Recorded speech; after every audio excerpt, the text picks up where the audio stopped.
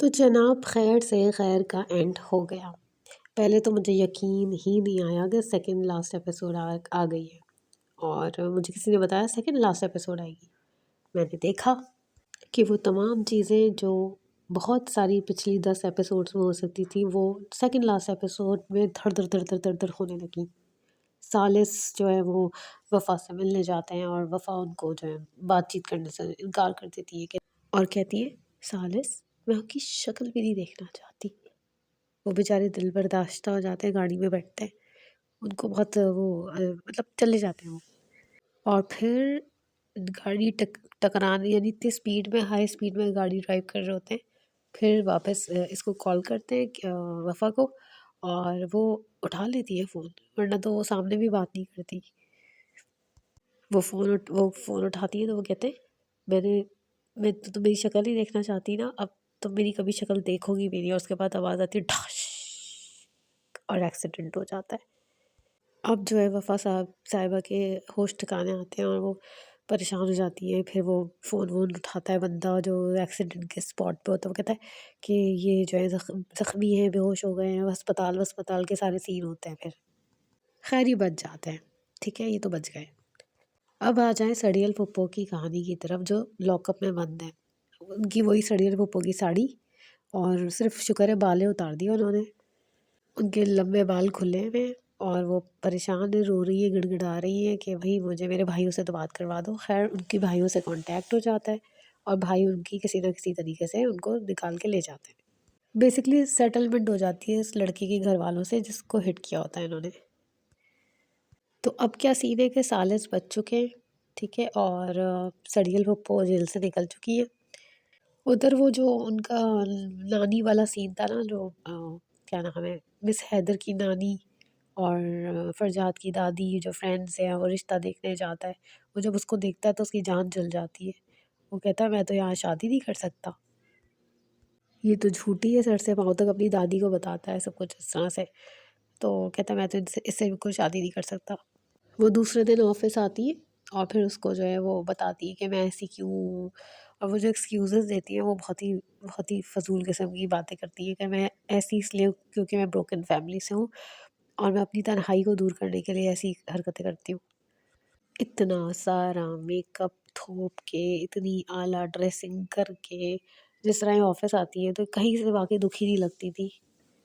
अच्छा ये सवाल मेरे ज़हन में भी था जो फरजाद उससे पूछता है कि आप हमेशा अपनी दादी का बहाना बनाती थी, आप तो नानी के साथ रहती है। तो कहती है वो जो वो कहानी बताती है कि दादी मर गई थी, दादी की डेथ हो गई, मैं उनसे बहुत अटैच थी।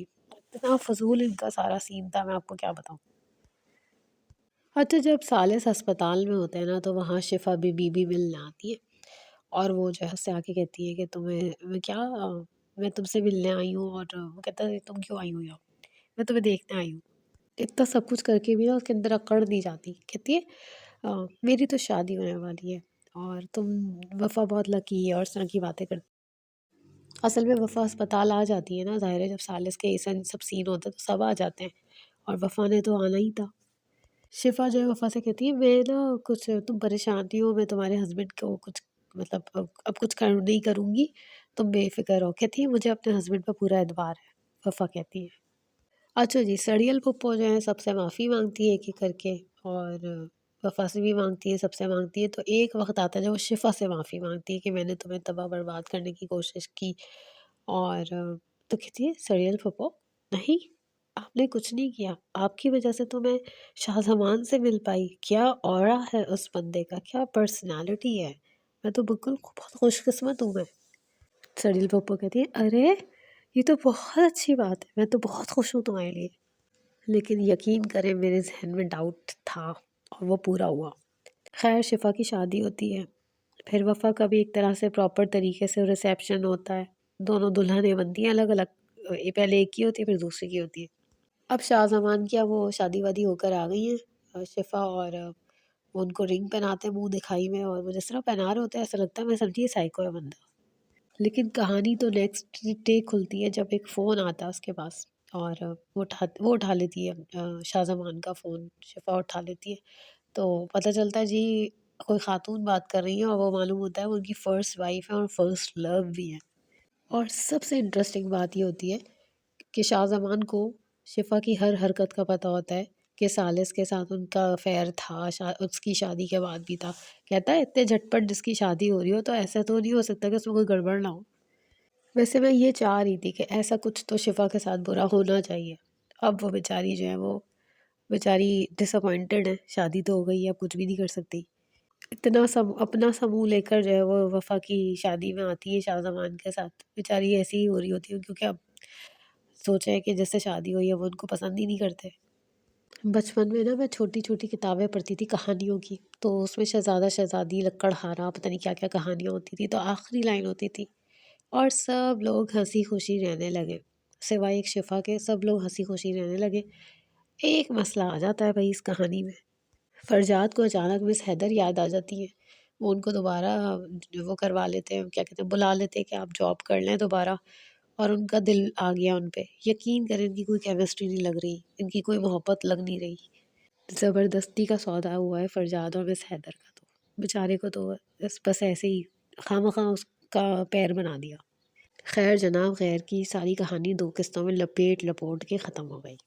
लास्ट एपिसोड का एक सीन जो अच्छा था, वो मुझे कभी मैं कभी तुम की याद आ गई, जिसमें जब वफ़ा शादी होके दोबारा यानी कि रुखसत होके आती है सालिस के कमरे में, तो जूते से टकराते के गिर वो नहीं होते क्या कहते हैं थोड़ा-सा क्या कहते हैं उसे जो गिरने की करीब होती है वो, तो कहती है सालिस आप तो कह रहे थे आप बदल गए, आप बिल्कुल नहीं बदले, इधर कपड़े फैले हैं, उधर कपड़े फैले हैं। कहता नहीं, नहीं मैं सही हो गया हूँ। खैर वफ़ा लग रही अच्छी थी, मुझे तो अच्छी लगी। शिफ़ा भी अच्छी लग रही थी दुल्हन बन के, तो ये सब सीन था। अब हम शिफ़ा को तो किसी और ड्रामे में नहीं देख पाएँगे क्योंकि उनकी हो गई है असली में निकाह हो गया है, तो वो तो अब ड्रामों को में नहीं आया करेंगी। बाकी सब लोग आएँगे ड्रामों में, तो हम एन्जॉय करेंगे उनकी ड्रामों को। तो फ़िलहाल इतना ही, लास्ट एपिसोड हो गई है खैर की और अब फिर देखते हैं अब कौन-सा नया ड्रामा शुरू होता है, उस पर रिव्यू करेंगे इंशाल्लाह। तब तक के लिए थैंक यू।